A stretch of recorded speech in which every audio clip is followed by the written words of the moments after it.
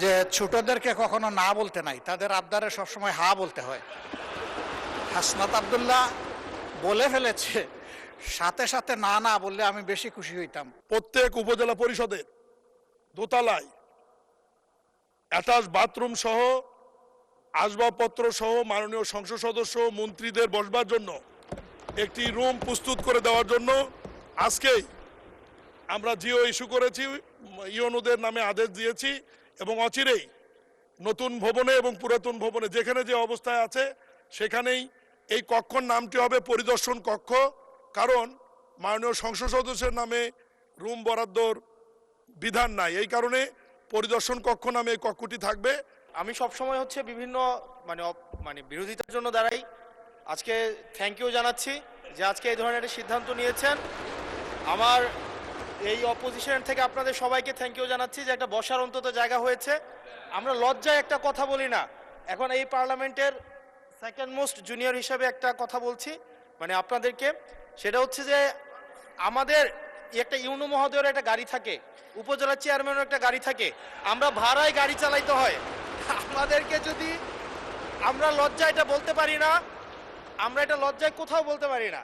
এখন আমাদেরকে যদি একটা বসার ব্যবস্থা করে দিছে, এখন মানুষের কাছে যাওয়ার জন্য যদি একটা গাড়ির ব্যবস্থা করে দেয় তাইলে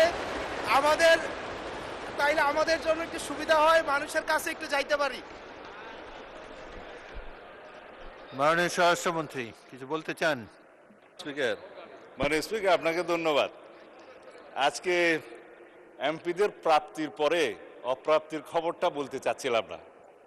আমাদের মাননীয় প্রধানমন্ত্রী যেদিন সংসদ নেতা নির্বাচিত হয়েছেন, আমাদের পার্লামেন্টারি পার্টি মিটিংয়ে প্রথমেই দুইটা অনুশাসন দিয়েছেন যে আমরা এমপিরা এই নতুন পার্লামেন্টে জনপ্রত্যাশা অনুযায়ী আলাদা কোনো সুযোগ সুবিধা নেব না। সেই হিসাবে তিনি অনুশাসন দিয়েছেন, একটা আইন আছে, এটা সংসদ বিষয়ক মন্ত্রণালয়ের অধীনে সংসদ সচিবালয় থেকেই লিড করবে। এই আইনে আমরা একটা সংশোধনী আনবো যে এই মহান জাতীয় সংসদের কোনো সদস্য আমরা ট্যাক্স ফ্রি গাড়ি নেব না। এইটা মাননীয় সদস্য বাদে বাকি সবাই তালে দিছে, কিন্তু আমাদের মাননীয় সদস্য ছাড়া দিছে।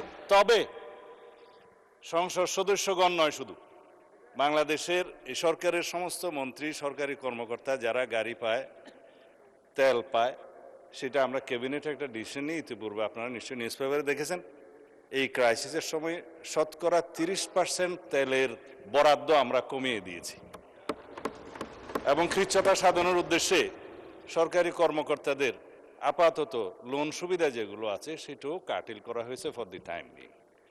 এই সমস্ত এগুলো আমরা সবই জনবান্ধব এবং জনপ্রত্যাশা অনুযায়ী যাচ্ছি, আমাদের মাননীয় প্রধানমন্ত্রীর নির্দেশনা অনুযায়ী। মাননীয় সংসদ সদস্য নিশ্চয়ই অফিস পেয়ে খুশি হয়েছেন, আবার গাড়ি না পেলে নাখুশ হবেন।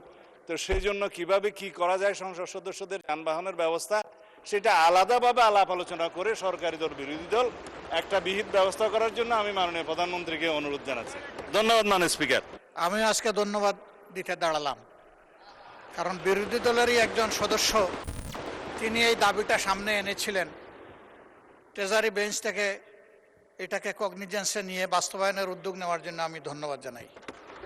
তবে একটা কথা আছে যে ছোটদেরকে কখনো না বলতে নাই, তাদের আবদারে সবসময় হা বলতে হয়। হাসনাত আব্দুল্লাহ বলে ফেলেছে, সাথে সাথে না না বললে আমি বেশি খুশি হইতাম। আমি চিন্তা করেছিলাম যে এত বড় খবরের পরে বিরোধী দল থেকে কিছু মিষ্টি খাওয়াই দিব, কিন্তু এখানে এসে বাধাগ্রস্ত হয়ে গেছি, পারলাম না, একটা ধাক্কা খাইলাম। মাননীয় স্পিকার, আপনাকে ধন্যবাদ।